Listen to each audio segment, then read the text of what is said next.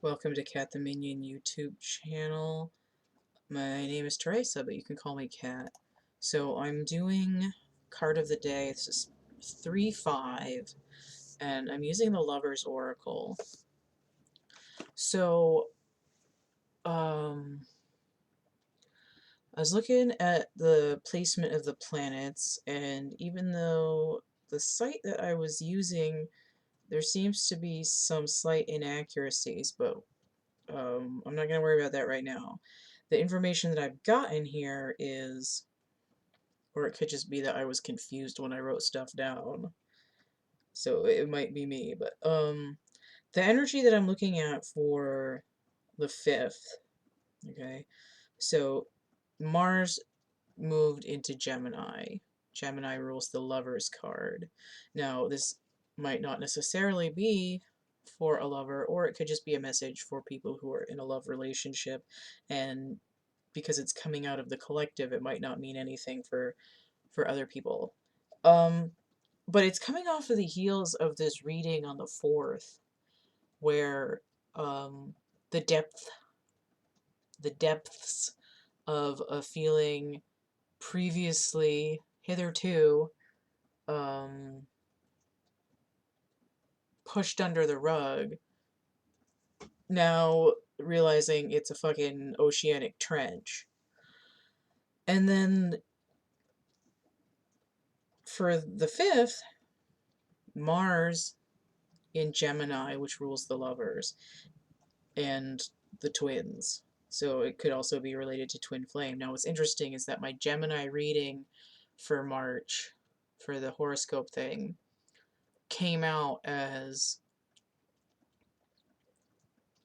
a twin flame energy report also. So the twin energy is very strong, um, and that'll either resonate or it won't. I'm not gonna try to, squeeze square pegs into the round hole. I'm just gonna say that's what it do. Now, also for the 5th, the moon moves into Sagittarius, which is, you know, the slings and arrows. It's like a essentially like delayed reaction Valentine's kind of energy. And there was that kind of Cupid energy popping up in December. And I found that there's a lot of these cycles that are happening with the planetary movements of late, the last few months. There's um there's like an energy signature, and then there's stuff that happens and then it comes around again. It's like this bus that's on a transit loop, and it's like if you missed it last time, get all your shit done and then get the bus when it comes back around. Um, so there's this Cupid arrow energy, but the rest of the planets are shifted, so it's slightly different flavor. It's like what is this, toffee crunch? No, it's strawberry cream or something like that. It's not a crunchy frog. It's a lark's vomit or whatever the fuck it was. It was a Monty Python sketch. Um, what is? I think that's it for the energy. So I was shuffling, and I had a card flop out. So we're gonna take this. Manifesting miracles. Look at that. MM, which is a twin M. Your dream is soon to become reality. Trust your heart and continue to follow its guidance. Okay, so the 4th is the energy of like a deep opening, right? Like a sinkhole opening in your heart and this water just gushing up. And now that your heart is open, trust, right? We've got some deep roots and growth happening. Let's see what's on the bottom of the deck, though. Another tree. So this tree has an ankh, an infinity symbol, a star, and a yin-yang on it, and the heart down there at the bottom that you can see. So it's got the masculine and the feminine energy, an infinite timeline, like an infinite loop, like a feedback loop. Ankh has to do with like multiple lifetimes. And then the star has to do with universal timing, right? There's an alignment happening here. So a lot of people that are in love relationships and or specifically twin flame relationships, they're finding that they've been dealing with the same people over multiple timelines or lifetimes or however you perceive that, right? The tree is sort of like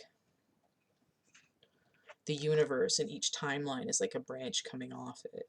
This tree, the hearts are like popping off all over the place, like little seed pods. But now we have this Eye of Horus, which is actually the pineal gland. It's like I'm opening up telepathy. And then there's this compass here, right? It's like not only are things aligning, but now I know where I am. Like I'm not driving blind anymore. I got my tom-tom. Time. You are trying too hard to give it time. Okay? So it's sort of like, now that the water's here, there's an undercurrent of excitement, but the message is like, don't get so overexcited you go splashing around and fucking drown yourself. You want to, you know, get your flippers on and wait 30 minutes after your lunch so you can safely go out in the water, in your new emotional waters with your floaty, and enjoy the time that you have instead of rushing, right? You want to have alignment. You want to have, feel like you're in the right place at the right time. You're like catching the golden ring, like running the bus and actually catching it, or um, you know, doing the jump rope and getting 2 loops around before you have to jump again. It's like synchronistic. All right. So that's what's going on for the 5th. If you want to get a personal reading, if I can get my journal. The complete list of readings I offer and how much they cost is going to be down below in the description box, and you can email me, thecatcamebackatcamp@gmail.com. If you'd like to help keep my little channel chunking along, you can donate, hit that tip jar, energy exchange, PayPal, Cash App, or Venmo.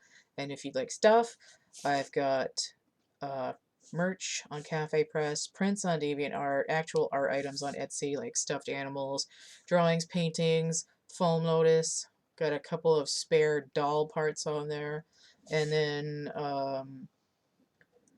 I've got coloring books and stuff over here. So everything I've got is through the link tree, linktr.ee/CATtheMinion. Don't forget to like, share, subscribe, comment, check out my playlists tab, my discussion tab, and stay groovy, and we'll see you later. Bye.